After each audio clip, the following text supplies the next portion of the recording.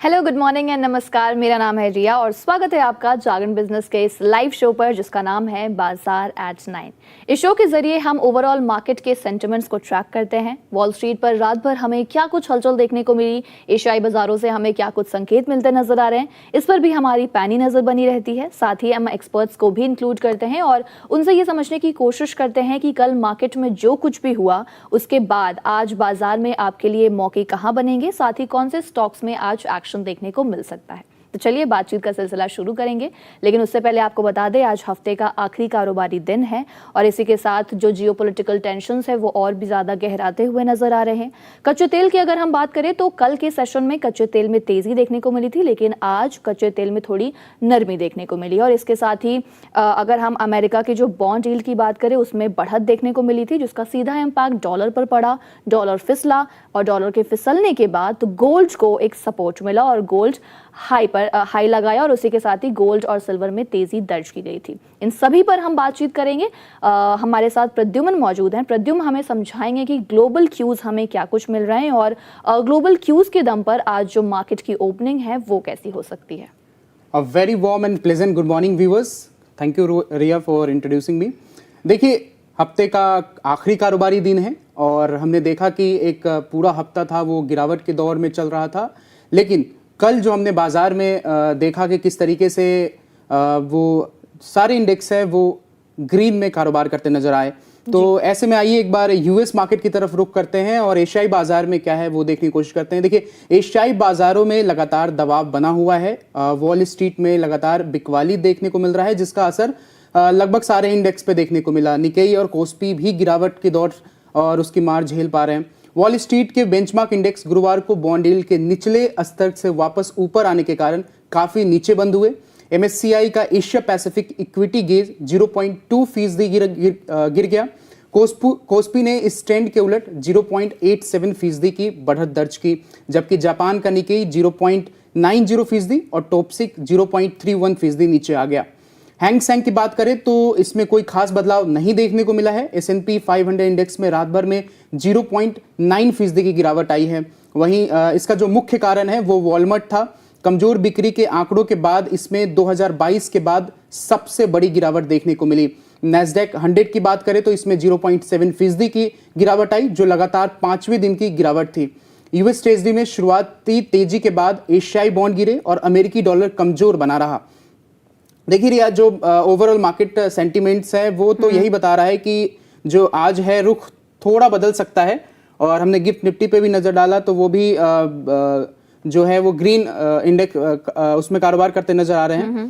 तो आज कौन से स्टॉक्स हैं जो फोकस में रहने वाले हैं? जी ओके, तो इस सेगमेंट पे हम आगे बातचीत करेंगे प्रद्युम्न, लेकिन उससे पहले क्रूड और गोल्ड पर बात करना बहुत ज़रूरी हो जाता है। जैसा कि मैंने आपको शुरुआती सेशन में ही बताया कि क्रूड की जो कीमतें हैं उनमें कल के सेशन में तेज़ी देखी गई थी, जिसके बाद वो $94 प्रति बैरल के बेहद करीब पहुंच गया था। लेकिन आज हम क्रूड के प्राइसेस में थोड़ी नरमी देख रहे हैं और ब्रेंट क्रूड 0.7% की गिरावट के साथ $93.10 प्रति बैरल पर आप फिसला है। और इसी के साथ ही अगर हम लोग WTI की बात करें, यानी कि West Texas intermediate crude oil की, तो ये भी 0.7% की गिरावट के साथ $86.19 प्रति बैरल पर कारोबार करता हुआ नजर आ रहा है। गोल्ड की बात कर लेते हैं। अंतर्राष्ट्रीय और घरेलू दोनों ही बाजारों में कल हमने गोल्ड में एक शानदार उछाल दर्ज होता देखा है। अगर आपको आंकड़ों पे थोड़ा और बात करें तो जून की शुरुआत के बाद पहली बार कल अंतर्राष्ट्रीय बाजार में सोना $4,500 प्रति ऑन्स के पार बना हुआ था। सोने की कीमतों में इस तेज उछाल के पीछे यूएस ट्रेजरी का एक बहुत बड़ा ऐलान था। वो ऐलान क्या था?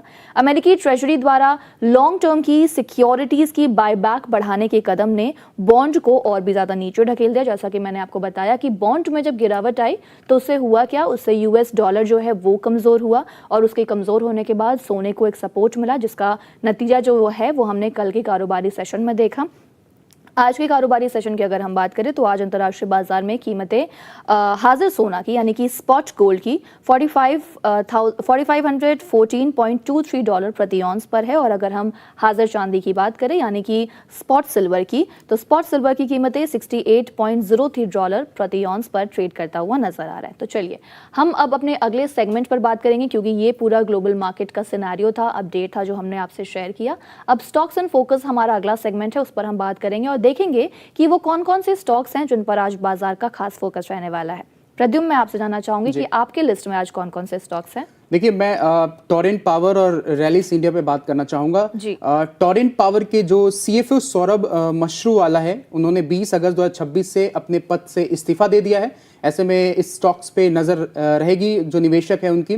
कंपनी ने 21 अगस्त 2026 से विकास पोद्दार को नया सीएफओ नियुक्त किया है। वहीं रैलिस इंडिया की बात करें तो कंपनी ने बताया कि उसके सीएफओ भास्कर स्वामीनाथन टाटा समूह की दूसरी कंपनी में शामिल होने के लिए 4 नवंबर 2026 से अपने पद से इस्तीफा देंगे। कंपनी उसी तारीख को श्रीधर राधाकृष्ण है, उनको नया सीएफओ है वो नियुक्त करने पे विचार कर रही है। इसी के साथ रिया जो एफएमसीजी कंपनियां हैं जिसमें अडानी विल्मर, पतंजलि और मैरिको और एग्रोटेक है, इन पे भी निवेशकों की खास नजर रहेगी, क्योंकि इसमें उठापटक देखने को मिल सकती है। इसके पीछे का जो सबसे बड़ा कारण है वो है कि महाराष्ट्र खाद्य और औषधि प्रशासन यानी एफडीए ने आयुक्त तुकाराम मुंढे द्वारा उपभोक्ता के खुला खाद्य तेल न खरीदने की सलाह के बाद इन स्टॉक्स में असर देखने को मिल सकता है। जी रिया। ओके, अब मैं भी कुछ स्टॉक्स के बारे में आपको जानकारी दे देती हूं, क्योंकि ये आज बाजार की खास नज़रों पर बने रहेंगे। जो पहला स्टॉक मैं पिक करूंगी वो है रेलवे स्टॉक रेलटेल। हमने डिस्कशन के दौरान कई बार एक्सपर्ट से ये बातचीत करने की कोशिश की है और समझने की कोशिश की है कि आखिर रेलवे स्टॉक्स में ऐसा हुआ क्या है, क्योंकि रेलवे स्टॉक्स को हमने देखा है काफ़ी टाइम से वो परफॉर्म ही नहीं कर रहे, और हमने ये भी समझने की कोशिश की है कि क्या रेलवे स्टॉक्स में और स्कोप नज़र आता है, क्या रिटर्न बनने की उम्मीद है या नहीं। तो इसमें से ही आज एक स्टॉक पिक करेंगे, रेलटेल कॉर्पोरेशन ऑफ इंडिया। हालांकि 2 दिन पहले रेलटेल में एक बहुत बड़ी तेजी देखी गई थी, और आज जब हम आज की बात कर रहे हैं तो आज पहले तो बता देते हैं आपको कि क्यों ये फोकस में रहने वाला है। वो इसलिए क्योंकि वेस्टर्न कोलफील्ड से 164.79 करोड़ रुपए का इस कंपनी को एक बड़ा ऑर्डर हासिल हुआ है, तो इस वजह से कंपनी के स्टॉक जो हैं वो आज फोकस में रहेंगे। लेकिन आप कल के चार्ट्स देखिए, 2.11% की गिरावट के साथ 281 रुपए पर क्लोज हुआ था, और हमने कल डिस्कशन के दौरान तमाम रेलवे स्टॉक्स को पिक किया था और बातचीत भी की थी कि आरवीएनएल, रेलटेल, आईआरएफसी, इरकॉन, इन तमाम स्टॉक्स पर आकर इन्वेस्टर्स को क्या करना चाहिए। ऐसे में आप कल की रिकॉर्डिंग भी हमारी देख सकते हैं। अगला स्टॉक जो हम पिक करेंगे वो है टाटा की दिग्गज कंपनी टाटा मोटर्स पीवी यानी कि टाटा मोटर्स पैसेंजर व्हीकल्स। दरअसल कंपनी ने ये जानकारी दी है कि भारी बारिश और बाढ़ की वजह से गुजरात के साणंद प्लांट और आसपास के जो सप्लायर्स फैसिलिटी हैं उसमें जो मुश्किलें आई थी वो अब कुछ हद तक कम हो गई हैं, और कामकाज जो है वो वापस से ऑन ट्रैक हो गया है या फिर चालू हो गया है। और कंपनी का अनुमान है कि इस जो नेचुरल कैलामिटी के जो सिचुएशन है उसे 35 to 40 करोड़ रुपए का नॉन मटीरियल का नुकसान हुआ है कंपनी को, जबकि बीमा दावा जो है वो 30 करोड़ रुपए से कम रहने की उम्मीद है। ऐसे में कंपनी ने ये क्लैरिफिकेशन दिया है कि इससे जो उनका प्रोडक्शन है, ऑपरेशन है और जो फाइनेंशियल कंडीशन है उस पर ज़्यादा कोई गंभीर प्रभाव नहीं पड़ा है। तो ऐसे में टाटा मोटर्स पैसेंजर व्हीकल्स के चार्ट भी बिल्कुल आपके सामने है। 0.06% की बढ़त के साथ ये कल 321 के लेवल पर क्लोज हुआ था। तो ऐसे में आज हम देखेंगे कि इस खबर का कितना इम्पैक्ट आज स्टॉक पर देखने को मिलता है। अगला जो हम स्टॉक पिक करेंगे वो है lemon tree hotels. Hospitality sector की काफ़ी जानी मानी कंपनी है लेमन ट्री होटल्स, और इन्होंने अनाउंसमेंट किया है कि गुजरात के भरूच में एक नया होटल खोलकर ये अपनी उपस्थिति यानी कि जो अवेलेबिलिटी है उसको और भी ज़्यादा इन्होंने एक्सपैंड कर दिया है, और ये गुजरात में कंपनी का 12वां एक्टिव होटल होने वाला है। ऐसे में कंपनी के 20 और होटल पाइपलाइंस में है, तो ये स्टॉक भी आज आपके फोकस में रह सकता है, बाजार के फोकस में रह सकता है। कल के चार्ट्स देखिए, 0.31% की तेजी थी, मामूली तेजी थी, और 108 के लेवल पर यह क्लोज हुआ था। आखिरी स्टॉक हम ले लेते हैं स्टॉक्स एंड फोकस हमारे सेगमेंट का, और वो है डिफेंस की काफ़ी जानी मानी कंपनी हिंदुस्तान एरोनॉटिक्स लिमिटेड यानी कि HAL। HAL में क्या हुआ था, NCLT की बेंगलुरु पीठ ने हिंदुस्तान एरोनॉटिक्स और साइंस के 50:50 हिस्सेदारी वाले dormant joint venture Infotech HAL Limited को बंद करने का आदेश दिया है। इसके लिक्विडेशन की प्रक्रिया जो है वो मार्च 2024 में शुरू हुई थी और इस वेंचर के क्लोजर होने की वजह से HAL के जो डिफेंस प्रोग्राम्स हैं या फिर हम बैलेंस शीट कह सकते हैं उस पर ज़्यादा कोई इम्पैक्ट देखा नहीं था। अब 0.26% की गिरावट के साथ 4,985 के लेवल पर ये क्लोज हुआ था। एक आखिरी स्टॉक मैं पिक कर लेती हूँ और वो है केफिन टेक। केफिन टेक के बारे में बातचीत करना बहुत ज़रूरी हो जाता है क्योंकि इसमें एक बड़ी ब्लॉक डील देखने को मिली है, तो ऐसे में हम ये भी स्टॉक पर नज़र रखेंगे। लेकिन अब हमारे साथ हमारे गेस्ट भी जुड़ गए हैं। हमारे साथ जुड़ गए हैं मुदित गोयल कंपनी सभी research analyst. Mudit sir, once again welcome to Jagran Business. Good morning. Good morning ma'am, good morning, कैसी हैं आप? Good morning sir. सबसे पहले 5 मिनट का वक्त बाकी है मार्केट शुरू होने से पहले और मैं आपसे गोल्ड सिल्वर से रिलेटेड एक सवाल पूछना चाहूँगी और वो ये कि हमने बॉन्ड यील्ड के बारे में मैं हमारे व्यूअर्स को बता रही थी कि बॉन्ड यील्ड जो है उसमें कैसे हमने एक बढ़त देखी थी और उसके बाद डॉलर इंडेक्स फिसल गया था और उसके बाद हमने गोल्ड सिल्वर में कल काफ़ी अच्छी खासी तेज़ी दर्ज होती देखी थी। अगर हम थोड़ा आंकड़ों पर जाएं तो मैं बता दूं कि 10 ईयर बॉन्ड यील्ड 4.64% और 30 ईयर बॉन्ड यील्ड 5.18% पर आ पहुंची थी। तो सर सवाल जो है वो ये है कि अचानक जो गोल्ड में हम ये तेज़ी देख रहे हैं गोल्ड सिल्वर में, ऐसे में इन्वेस्टर्स को अब गोल्ड सिल्वर में क्या करना चाहिए, उनकी रणनीति क्या होनी चाहिए गोल्ड सिल्वर में? Good morning ma'am and good morning all the viewers of Jagran business. देखिए, जो जियो पॉलिटिकल टेंशंस हैं प्लस ये सारी चीज़ें जो देखने को मिल रही हैं, इसका पॉजिटिव इम्पैक्ट गोल्ड और सिल्वर के प्राइसेस पे देखने को मिलता है जी। और इन सब के ऊपर हम एक चीज़ बोलेंगे, अभी तो ये 15-20 दिन और जाने दीजिए, फिर उसके बाद फेस्टिवल डिमांड देखने को मिलती है। जी, तो जो जी भी सर। आप प्राइसेस देख रहे हैं गोल्ड एंड सिल्वर के, वो लगता नहीं है इसमें कोई भी कोई बड़ा डिप देखने को मिलेगा। लेकिन अगर जो बाय ऑन डिप्स करने की सलाह हमेशा ही सफल रहती है, तो डेफिनेटली कहीं भी अभी जैसे MCX में हम गोल्ड देख रहे हैं 1,60,000 के आसपास आ रहा है, कहीं भी 1,55 के आसपास मिलता है, 1,54 के आसपास मिलता है, फिर एक बार बाइंग अपॉर्चुनिटी रहेगा और हमें लगता है बहुत जल्द 1,75 तक के अपसाइड मूव गोल्ड में नजर आते हैं। यस, ऑल टाइम हाई जैसे लेवल हम गोल्ड में एक्सपेक्ट कर रहे हैं यहाँ से, क्योंकि फेस्टिवल डिमांड बहुत अच्छी रहने वाली है और हर बार देखने को मिलता है कि जो भी करेक्शन आना होता है वो फेस्टिवल से 1-1.5 महीने पहले ही देखने को मिलता है, फिर उसके बाद कंटिन्यूस रैली देखने को मिलती है। सिल्वर में भी 2,70,000-75,000 तक का अपसाइड मूव देखने को मिल सकता है, कहीं भी 2,35,000-30,000 के आसपास सिल्वर मिलती है, बाइंग अपॉर्चुनिटी है। और कई चैनल्स पे हम बहुत बुलिश हैं। लास्ट 2 लाख से सिल्वर पे कंटिन्यूस बाइंग रिकमेंडेशन दे रहे हैं, 1,30 से गोल्ड पे बाय रिकमेंडेशन दे रहे हैं और अभी भी हमें ऐसा लगता है गोल्ड और सिल्वर दोनों इन लेवल्स पे बाइंग अपॉर्चुनिटी है। एक डिप का आप इंतजार कीजिए, 2-3% का करेक्शन देखने को मिले, नया खरीदारी करके बैठ जाइए। 1.5-2 महीने के नजरिए से भी बाय करेंगे तो हमें लगता है 10-12% का मूव यहाँ से और देखने को मिल सकता है। ओके सर, जो दूसरा सवाल मैं पूछना चाहूँगी वो मार्केट्स को लेकर के होगा कि कल बाजार जो है वो हरे निशान में क्लोज हुआ था और प्री मार्केट में जिस तरह मेरे को एंकर प्रद्युम्न ने हमें बताया कि प्री मार्केट में कुछ ज़्यादा हलचल होती नज़र नहीं आ रही है और एक्सपेक्टेशंस है कि जो मार्केट है वो सपाट खुल सकता है। क्या आपको ऐसा लगता है कि मार्केट सपाट खुलेगा और निफ्टी बैंक निफ्टी के लिए आपके क्या सपोर्ट और रेजिस्टेंस लेवल होंगे? देखिए मैम, कल वो एक ऐसा दिन था 10 दिन के बाद जो इन्वेस्टर्स को थोड़ा सा रिलीफ लगा और वो बोलते हैं ना कि मतलब घाव पर मरहम लगा, तो वो कल वो देखने को मिला है। और अभी भी पूरी तरह से ऐसा नहीं है कि घाव ठीक हुआ है, क्योंकि जो 10 दिनों का करेक्शन आया है उसमें कोई कोई मेजर पेन निफ्टी और बैंक निफ्टी में देखने को नहीं मिला है, लेकिन पोर्टफोलियोज में काफी डेंट होते हुए नजर आए हैं क्योंकि स्टॉक्स में बड़ा करेक्शन देखने को मिला था। लेकिन कल फर्स्ट साइन ऑफ रिकवरी देखने को मिली है, बट स्टिल अभी भी जो शॉर्ट टर्म व्यू है वो थोड़ा सा स्लाइटली नेगेटिव हुआ है। जब तक हम 24,450 के ऊपर क्लोज नहीं दे देते, 24,400 के ऊपर क्लोजिंग नहीं आ पाती, जब तक तो सेल ऑन राइज का व्यू है। और हम बियरिश नहीं है, लेकिन रिवर्सल एक्सपेक्टेशन है, ट्रेंड रिवर्सल 24,450 की क्लोजिंग के ऊपर होगा, तो यहाँ से भी और रैली बन सकती है, 200 पॉइंट का अपसाइड मूव बन सकता है। आज निफ्टी प्री सेशन में 50-52 पॉइंट की तेजी दिखा रहा है, तो हमें एक्सपेक्टेशन यही है कि आज के सेशन में 350 और 400 की तरफ निफ्टी बढ़ सकता है। तो कोई भी डिप देखने को मिले, बाइंग अपॉर्चुनिटी है। डे ट्रेडिंग के लिए 1 दिन 2 दिन के लिहाज से बाय कीजिए। 24,450 के ऊपर जैसे ही क्लोजिंग आएगी हम इतना श्योर हो जाएंगे, जो पेन हमें महसूस हो रहा था 24,050 24,100 के आसपास, वो शायद अब कुछ कम हो सकता है और स्टॉक्स में भी फिर रिवर्सल्स देखने को मिलेंगे।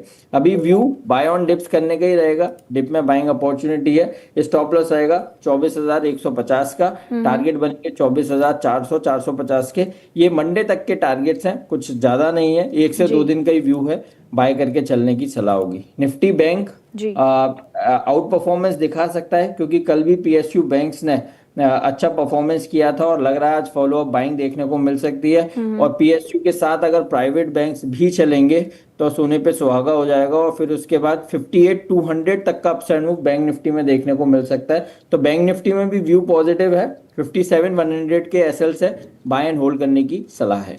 ओके सर, अभी एग्जैक्टली 9:15 हो गया है, तो मैं प्रद्युमन की तरफ रुख करूंगी और मैं प्रद्युमन से जानना चाहूंगी कि प्रद्युमन, जैसा आपने बताया था, क्या जैसा सर ने बताया, क्या मार्केट्स बिल्कुल वैसे ही खुले हैं? कैसे लग रहे हैं आपको मार्केट्स, और जो तमाम इंडाइसेस हैं और जो स्टॉक्स हैं उनमें कौन से स्टॉक्स हैं जो आज हरे निशान में और लाल निशान में ट्रेड करते नजर आ रहे हैं आपको? जी रिया, जैसा मोदित सर ने बताया कि जो घाव है वो भरने की जो प्रोसेस है वो लगता है आज भी घाव पूरी तरीके से तो नहीं, बट हाँ कुछ हद तक भरने का काम होगा।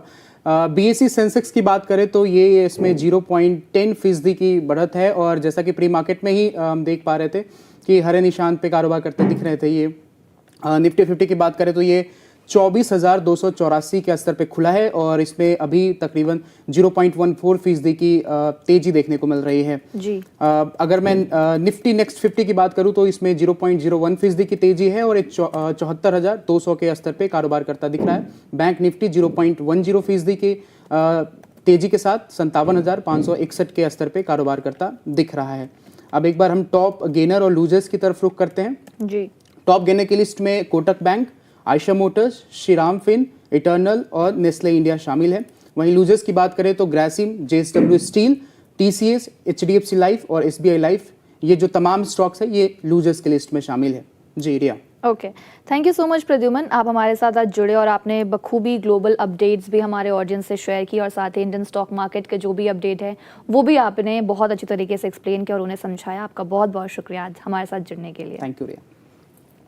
चलिए हम डिस्कशन जो है वो आगे बढ़ाएंगे और मुदित सर से स्टॉक स्पेसिफिक क्वेश्चंस भी पूछेंगे। सर, सबसे पहला जो सवाल रहेगा वो नेस्ले इंडिया को लेकर रहेगा। मुझे याद है आपने कल मुझे HUL के बारे में बताया था, और आपने बोला था FMCG में HUL जो है वो आपका फेवरेट पिक है। नेस्ले के बारे में भी आपने बात करी थी, मैरिको के बारे में भी आपने बात करी थी, मुझे याद है। तो नेस्ले इंडिया पे सर अपना पॉइंट ऑफ व्यू शेयर कीजिए। आज जो हम अच्छी तेज़ी दर्ज होते हुए देख रहे हैं, 0.48% की तेज़ी है नेस्ले के स्टॉक में। इस स्टॉक में इन्वेस्टर्स को अब क्या करना चाहिए?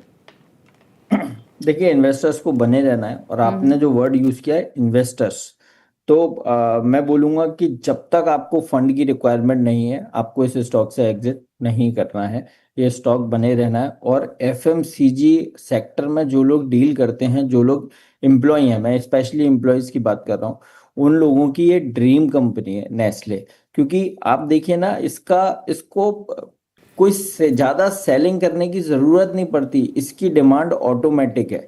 तो नेस्ले ड्रीम कंपनी होती है, क्योंकि मैं इसलिए बोल रहा हूँ, मेरा ब्रदर FMCG सेक्टर से है, और वो बोलता है कि जो लोग जब रिटायरमेंट की तरफ बढ़ते हैं जी। तब वो लोग उस टाइम पर नेस्ले जैसे कंपनी में चाहते हैं कि हमारा यहाँ पर अपॉइंटमेंट हो जाए, क्योंकि रिटायरमेंट अगर हमें लेना है तो हम नेस्ले से लेना चाहते हैं। तो इतना ड्रीम कंपनी है, तो इसीलिए इस स्टॉक में कोई ऐसा मेजर करेक्शन प्लस चार्ट्स पर भी नहीं दिखता। तो चैनल चेक तो बहुत सॉलिड है, बहुत स्ट्रांग है, तो इसीलिए इस स्टॉक को बने रहना है जब तक कोई फाइनेंशियल रिक्वायरमेंट नहीं है।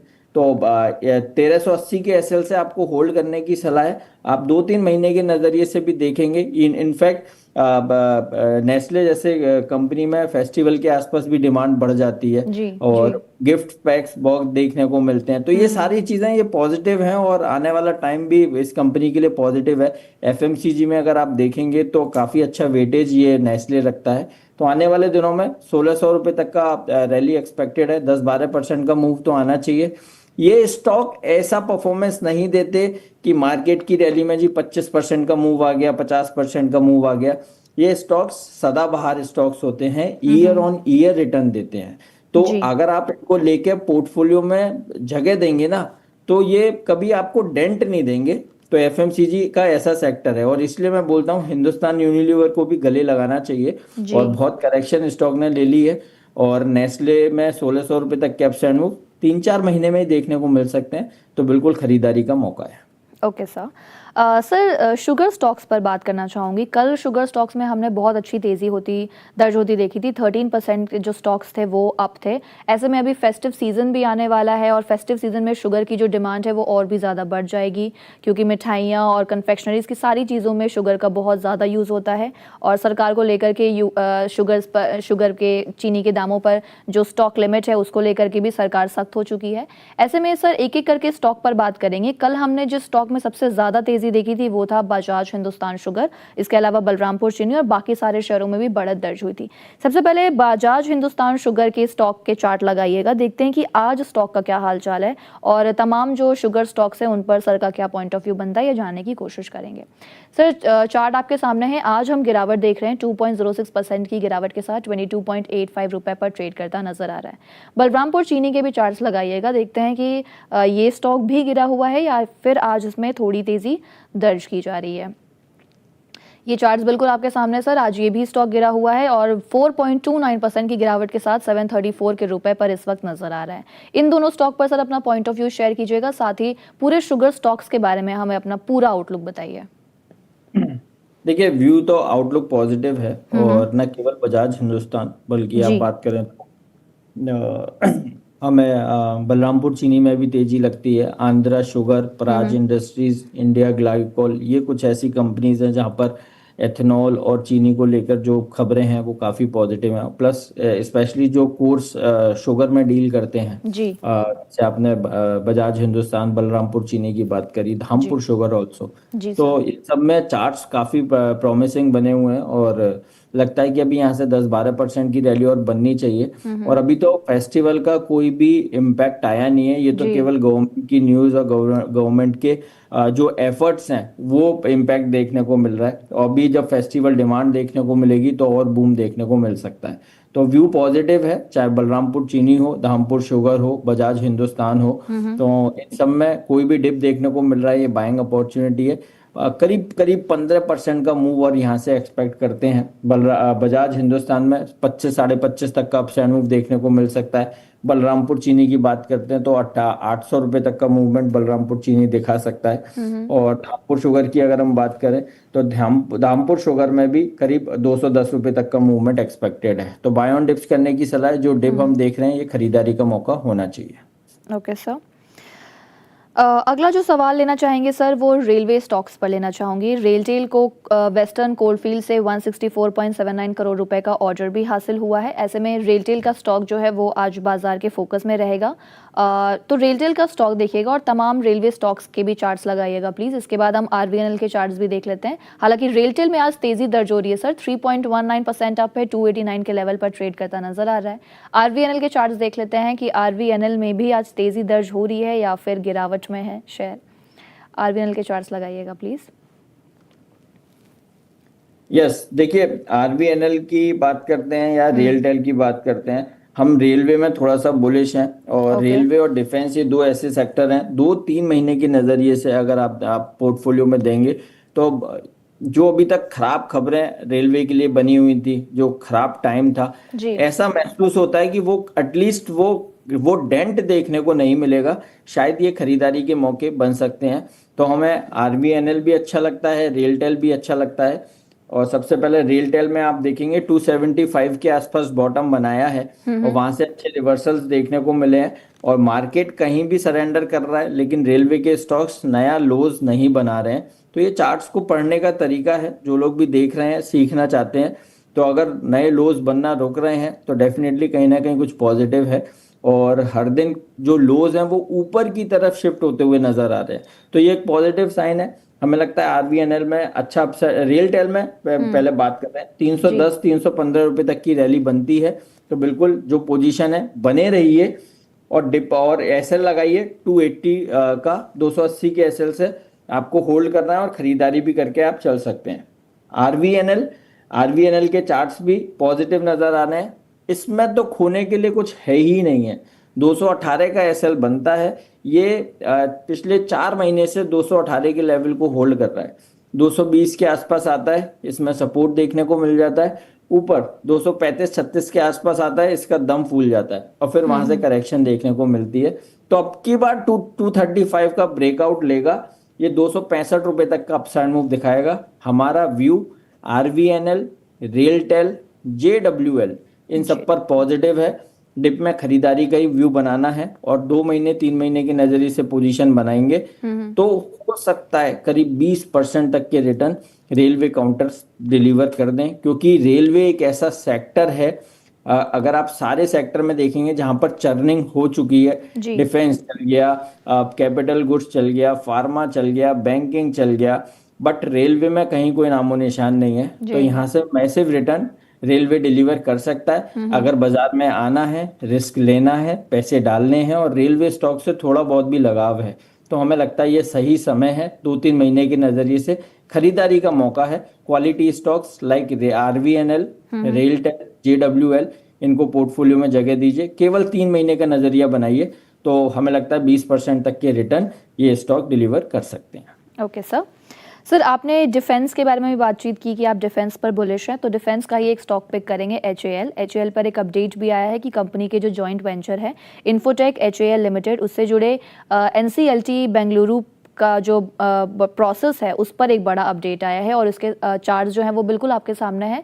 0.06% मामूली बढ़त है और 5002 के लेवल पर ट्रेड करता नजर आ रहा है। ऐसे में सर एचएएल पर आपकी क्या राय बनेगी? और अगर डिफेंस में पूरे पैक पर बात करूं तो डिफेंस के और कौन से स्टॉक्स हैं जो आपको इस वक्त अच्छे लगते हैं?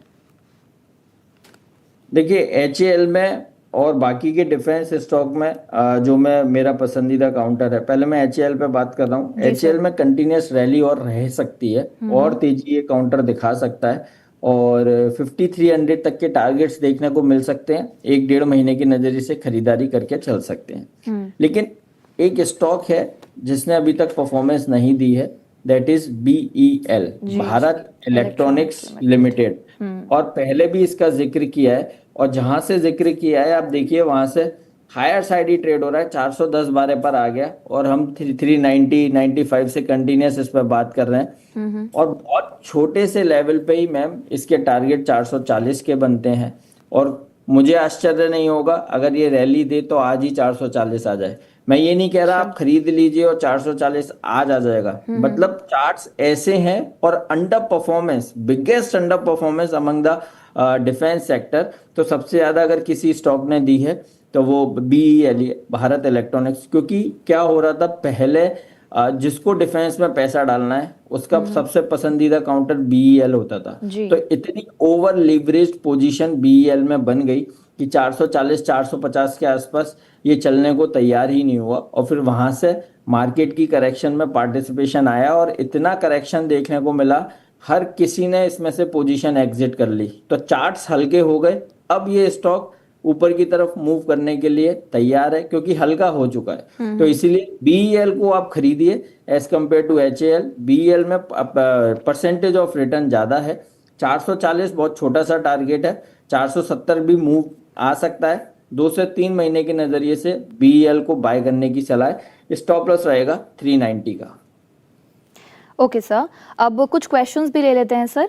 सबसे पहला जो हम सवाल पिक करेंगे वो गोविंद का पिक करेंगे। गोविंद लिखते हैं कि hi, I am Govind here, please अपना पर्सपेक्टिव बताइए पीएफसी पर 1 महीने के लिए। ट्रेडिंग प्रोस्पेक्टस बाइंग प्राइस जो है वो 388 पर है और पूछ रहे हैं कि कोई ऐसा शेयर बताइए जो काफ़ी अच्छा हो 3 से 4 महीने के लिए।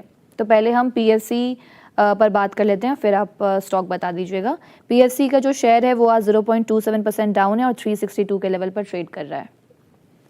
मैम पीएफसी में चार्ट्स बहुत खराब हैं और खराब हो चुके हैं। अभी स्टॉक में और करेक्शन आ सकती है, 345 तक की डाउनसाइड दिखा सकता है। तो पीएफसी इन लेवल्स पे एग्जिट करने की सलाह है। हमारा जो चार्ट्स जिस तरह से हम पढ़ रहे हैं, बड़ा करेक्शन अभी आ सकता है तो पीएफसी से एग्जिट कीजिए। दूसरा इनका क्वेश्चन था 3 से 4 महीने के नजरिए से कोई स्टॉक बताइए।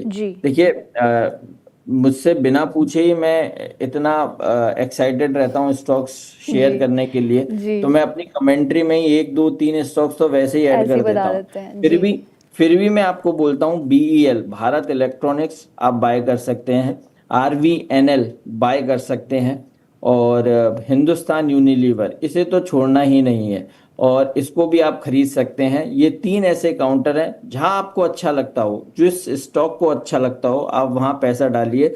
सब में व्यू सिमिलर है, 2 से 3 महीने के नजरिए से पैसा डालेंगे, 10 12 15% कहीं नहीं गया, ये बनना चाहिए।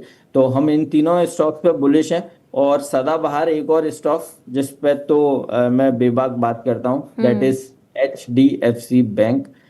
ऑल्दो हर बार गलत हुआ हूं मैम, हर बार, और हर बार वो मुझे चपत लगाता है, बट जी स्टिल बड़ा अच्छा लगता है उस स्टॉक पे बात करना, कि मुझे पता है आज गलत हूँ।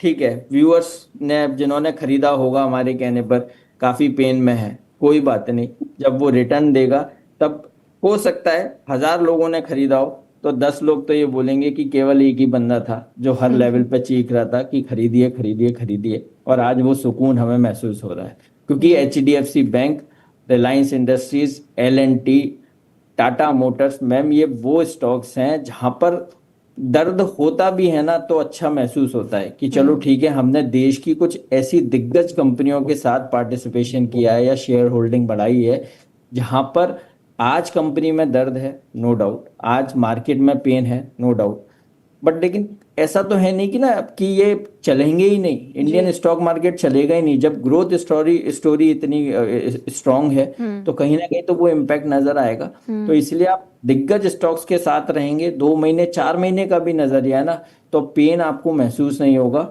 और उसको आप देखने का नजरिया बदलेंगे तो रिटर्न ही नजर आएगा। और मैं बार बार बोलता हूँ, ये जो देश की दिग्गज कंपनीज हैं इनको बड़े बुजुर्गों का दर्जा दीजिए, आप पोर्टफोलियो में संभाल के रखिए। भले ही आपको लगेगा कुछ रिटर्न नहीं दे रहे हैं, लेकिन ये जब वो पोर्टफोलियो में होते हैं ना तो पॉजिटिविटी ही प्रोवाइड करते हैं। तो इसलिए दिग्गज के साथ रहिए, चाहे 2 महीने हो चाहे 5 महीने हो, बाय करने की सलाह है। आरवीएनएल भी अच्छा स्टॉक है, बीईएल भी अच्छा लगता है, और हिंदुस्तान यूनिलीवर को तो भूलना ही नहीं है। Okay sir. अगला जो हम सवाल पिक करेंगे वो हम लेंगे गन्नू का। पूछती हैं जिंदल स्टील, LTTS और वेदांता एल्युमिनियम के लिए टारगेट्स और ट्रेंड क्या हो सकते हैं शॉर्ट से मिड टर्म के लिए। और इसी के साथ एक सवाल और ऐड कर लेते हैं बंटी का। वो पूछना चाहते हैं कि PTC इंडिया के लिए फ्रेश एंट्री लेना कितना सही होगा, मिड से लॉन्ग टर्म के लिए टारगेट्स बता दीजिए। और VST इंडस्ट्रीज भी ले रखा है 265 के लेवल पर, तो क्या करना चाहिए। तो पहले हम ले लेते हैं सर जिंदल स्टील, LTTS और वेदांता एल्युमिनियम। यस मैम, देखिए मेरी एज बढ़ रही है तो क्या होता है कि आप इतने सारे नाम एक साथ लेती हैं हाँ ना तो तो आप मैं भूल भूल जाएंगे जाता हूँ। सर, कोई बात नहीं, यस, मैं रिपीट कर दूंगी आपके लिए। यस, तो पहले मैं जिंदल स्टील पे बात कर रहा जी हूँ। जी 1028 बहुत अच्छे लेवल्स हैं, बाय करने की सलाह है। आई गेस ये जिंदल स्टील पे ही बात करना जी चाहते हैं जी ना। जिंदल स्टील यस, जी। यस, देखिए खरीदारी का मौका है और बाय करने की सलाह है। 1170 1180 के टारगेट्स तो बहुत जल्द ऑन कार्ड्स ही हैं, तो बिल्कुल बाय कीजिए। यहाँ से 50 रुपए का मूवमेंट आ सकता है, स्टॉप लॉस लगाइए 1100 का। 20 30 रुपए नीचे का SL है और 50 रुपए का मूवमेंट जिंदल स्टील में नजर आता है। Second one was I think LTTS। जी LTTS। यस, देखिए LTTS में हो क्या रहा है, 200 EMA निकाल नहीं पा रहा, स्टॉक में रैली है, सेक्टर के साथ परफॉर्मेंस दिखाता है, लेकिन 3670 3670 के आसपास थकान महसूस होती है, और लास्ट 4 बार से 3670 निकला नहीं है। तो अब की बार 3670 निकला तभी तेजी बनेगी, अदरवाइज करेक्शन भी आ सकती है। तो करेक्शन में ट्रैप नहीं होना, एक स्ट्रिक्ट स्टॉप लॉस रहेगा 3520 का, 3520। तो जो भी जिसके पास भी पोजीशन है जो हमें सुन रहे हैं, 3520 के स्ट्रिक्ट स्टॉप लॉस से बने रहना है, और 3670 के ऊपर अग्रेसिव बाय करेंगे। फिर 4000 तक का मूवमेंट LTTS में नजर आता है, ये ब्रेकआउट के ऊपर ही बाय करेंगे 3670 के ऊपर, अभी होल्ड करना है 3520 के स्टॉप लॉस के साथ। And okay, third one was, third one was Vedanta aluminium. Yes, देखिए वेदांता एल्युमिनियम पे हमारा व्यू बुलिश है, और 3 महीने के नजरिए से 520 के टारगेट्स हम सुझा रहे हैं, हर चैनल पर जा रहे हैं, हमेशा एक ही चीज बोलते हैं, वेदांता एल्युमिनियम 3 महीने में 520 हो सकता है। जो कुछ होना था खराब वो हो चुका है और चार्ट्स पे अब करेक्शन नहीं है। 410 के एसएल से बाय एंड होल्ड करने की सलाह है। 520 3 महीने में देखने को मिल सकता है। ओके सर, इनकी बास्केट में अगला जो स्टॉक था वो था पीटीसी इंडिया और फिर है वीएसटी इंडस्ट्रीज। देखिए पीटीसी इंडिया ने बहुत बड़ा रिवर्सल दे दिया है और अब मुझे लगता नहीं है 2-4 महीने इसमें कुछ भी बाउंस बैक देखने को मिलेगा। तो सजेशन यही रहेगा कि पीटीसी इंडिया से एग्जिट करने की सलाह है। ओके सर, एक आखिरी सवाल पिक कर लेते हैं सर। मिस्टर शकील का सवाल है, प्राज इंडस्ट्रीज पर पूछना चाहते हैं आपका पॉइंट ऑफ व्यू। 400 पर ले रखा है, पूछते हैं कि एवरेज कर सकते हैं क्या, और टाइम फ्रेम पूछ रहे हैं आपसे। देखिए पराज इंडस्ट्रीज बहुत अच्छा है और यहाँ पर हम खरीदारी करने की भी सलाह दे रहे हैं और हमें ऐसा लगता है 400 रुपए तक का मूवमेंट पराज इंडस्ट्रीज दिखा सकता है। तो बिल्कुल यहाँ पर आप खरीदारी करके चल सकते हैं। स्टॉप लॉस लगाइए 325 का और हमें 400 रुपए तक का मूव बहुत जल्द इस काउंटर में नजर आता है। आप 1-1.5 महीने की भी नजरिया देखेंगी तो कोई आश्चर्य नहीं होगा, क्योंकि ये चीनी से रिलेटेड कंपनी है और हमने चीनी पर ओवरऑल सेक्टर पर ही हमने बुलिश साउंड किया है। तो हमारा व्यू पॉजिटिव है, तो बिल्कुल आप बाय एंड होल्ड करके चल सकते हैं Paraj industries. Okay, thank you so much sir, आज हमारे साथ जुड़ने के लिए बहुत बहुत शुक्रिया आपका सर। सवाल तो आपके लिए बहुत सारे आए हैं सर, लेकिन हम कोशिश करेंगे कि जो सवाल है वो जब आपसे अगली बार बातचीत हो तो हम ज़रूर ऑडियंस को बोले कि वो ये सवाल करें आपसे। Thank you so much sir आज जुड़ने के लिए हमारे साथ, and happy trading, have a good weekend. और सर डिस्क्लेमर आपका प्लीज़। Thank you so much ma'am. Jagran के साथ तो शो करना हमेशा बहुत अच्छा लगता है जी, और हमें thank भी you so बहुत much। अच्छा लगता है सर आप हमारे शो पर आते हैं। बिल्कुल, आप जिस तरह से शो को प्रेजेंट करते हैं, इतने बहुत अच्छे से क्वेश्चंस को रखते हैं सामने, बहुत कम लोगों के अंदर मैम ये क्वालिटी होती है, वो आप में है। मैं बहुत कम इस तरह के एप्रिसिएशन एंकर्स को देता हूँ, थैंक यू बट सो लेकिन मच सर। मैं ये बोलूँगा आपके अंदर वो क्वालिटी है। हर क्वेश्चन को आप जितने अदा बोलें, नज़ाकत बोलें जिससे आप प्रेजेंट करते हैं, तो जी, बहुत अच्छा लगता है। Thank you so much. Thank you मुझे so much sir, you made my day. Yes and जो जितने भी स्टॉक्स ड्यूरिंग द शो हमने बात की हैं, किसी भी स्टॉक में कोई पर्सनल होल्डिंग नहीं है। सिमिलर लाइंस पर क्लाइंट्स के साथ व्यूज और रिकमेंडेशन शेयर करते हैं, जहां भी हमने बाय सेल होल्ड और एग्जिट वर्ड का यूज किया है। रिक्वेस्ट है, कोई भी एक्शन, कोई भी पोजीशन लेने से पहले एक बार अपने फाइनेंशियल एडवाइजर से जरूर सलाह लें। और सबसे इंपॉर्टेंट सलाह, बिना स्टॉप लॉस किसी भी स्टॉक में ट्रेडिंग मत कीजिए, इन्वेस्टमेंट मत कीजिए। रिस्क आपका पोजीशन बनाने से पहले डिफाइन होना चाहिए। वो ही गुरु मंत्र है इस बाजार को जीतने का, अपने लॉस को कम करने का। जैसे गाड़ी में ब्रेक होता है, वो ब्रेक ऐसा नहीं होता हर समय हम दबा के रखते हैं, लेकिन जब जरूरत पड़ती है तब दबाना पड़ता है, जिससे कोई एक्सीडेंट ना हो। तो स्टॉप लॉस आपके वो एक्सीडेंट का पार्ट है। एक्सीडेंट बचाने के लिए आपको यूज करना है, बिना स्टॉप लॉस ट्रेडिंग करने की सलाह नहीं है। Thank you so much sir, thank you so much sir. तो सुना आपने, सर ने आपको क्लियरली एडवाइस किया है कि आप जो भी स्टॉप लॉस और टारगेट्स आपको इस शो के जरिए बताए जाते हैं, मेक श्योर कि आप उनको स्ट्रिक्टली फॉलो करें एंड अकॉर्डिंगली ही अपनी ट्रेडिंग स्ट्रैटेजी जो है वो प्रिपेयर करें। चलिए हम डिस्कशन जो है वो आगे बढ़ाएंगे अपने दूसरे गेस्ट के साथ, और वो हैं निशित दोशी, फाउंडर विद्यासागर इन्वेस्टमेंट। निशित सर, वेरी गुड मॉर्निंग, कैसे हैं आप सर? वेरी गुड मॉर्निंग सभी व्यूअर्स को, वेरी गुड मॉर्निंग। मैं बढ़िया हूँ मैम, आप कैसे? मैं बिल्कुल बढ़िया हूँ सर। सर बाजार खुल चुके हैं, आपने देखा होगा बाजार किस लेवल पर ट्रेड करते नजर आ रहे हैं, और ऐसे में सर निफ्टी, बैंक निफ्टी के लिए आपकी जो पूरी स्ट्रैटेजी है वो क्या होनी चाहिए अब? सो डेफिनेटली अगर मार्केट्स की बात करें तो हमें कल के दिन में एक अच्छे उछाल देखने मिले थे। कंटिन्यूसली 12 ट्रेडिंग सेशंस हम लोअर क्लोज दे रहे थे एंड वहां से कल के दिन हमें एक उछाल देखने मिला था एंड आज उस उछाल के बाद वापस से हायर लेवल से हमें थोड़ी बहुत प्रॉफिट बुकिंग देखने मिल रही है। जिस हिसाब से हमें वीकनेस देखने मिल रही है, डेफिनेटली एक्सपायरी तक थोड़े बहुत हमें वॉलेटिलिटी देखने मिल सकती है। ओवरऑल अगर निफ्टी में इंपॉर्टेंट सपोर्ट की बात करें तो 24,180 का एक मेजर सपोर्ट है। अगर आज के दिन हम वो ब्रेक करते हैं तो डाउन साइड में हमें वापस से 24,050 तक के लेवल्स डाउन साइड में देखने मिल सकते हैं। वीकेंड है, फ्राइडे का सेशन है, तो डेफिनेटली वॉलेटिलिटी रहेगी एंड प्रॉफिट बुकिंग भी देखने मिल सकती है। सो थोड़ा कॉशियस व्यू रखें। फ्रेश लॉन्ग साइड पोजीशन 24,280 के अबाव ही लेने की सलाह रहेगी। तब तक के लिए थोड़ा साइडवेज टू नेगेटिव जोन में है, हमें मार्केट्स ट्रेड करते हुए देखने मिल सकते हैं। बैंक निफ्टी की बात करें तो Bank Nifty comparative to Nifty हमें थोड़ा पॉजिटिव देखने मिल रहा है एंड अगर बात करें तो डेफिनेटली बैंक निफ्टी ही है जो थोड़ा बहुत सस्टेन कर रहा है निफ्टी को। ओवरऑल अगर बैंक निफ्टी की बात करें तो एक रेंज में ही हमें ट्रेड करता हुआ देखने मिल रहा है। 57,000 से लेके 58,000 की एक रेंज ही हमें बैंक निफ्टी में देखने मिल रही है। जी डेफिनेटली अगर निफ्टी में 24,180 का लेवल ब्रेक होता है तो बैंक निफ्टी में भी थोड़ी बहुत गिरावट हमें एक्सटेंड होते हुए देखने मिल सकती है। सो ऑल इन ऑल थोड़ा कॉशियस व्यू ही रखना पड़ेगा दोनों इंडेक्सेस के लिए।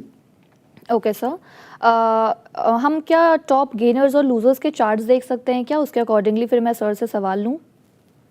ओके, चार्ट्स हमें अपडेट करने में थोड़ा वक्त लगेगा, कोई बात नहीं, हम क्वेश्चंस पिक कर लेते हैं सर। श्वेता बैनर्जी का सवाल आया है आपके लिए, पूछना चाहती हैं फ्रेश बाय करने के लिए Godavari power versus PTC India, इन दोनों के चार्ट्स कंपेयर करने को बोल रही हैं और बोल रही हैं कि केमिकल्स में क्या टाटा केमिकल्स वर्सेस एसआरएफ दोनों में कौन सा बेहतर रहेगा? शॉर्ट टर्म और शॉर्ट से मिड टर्म के लिए आपका पर्सपेक्टिव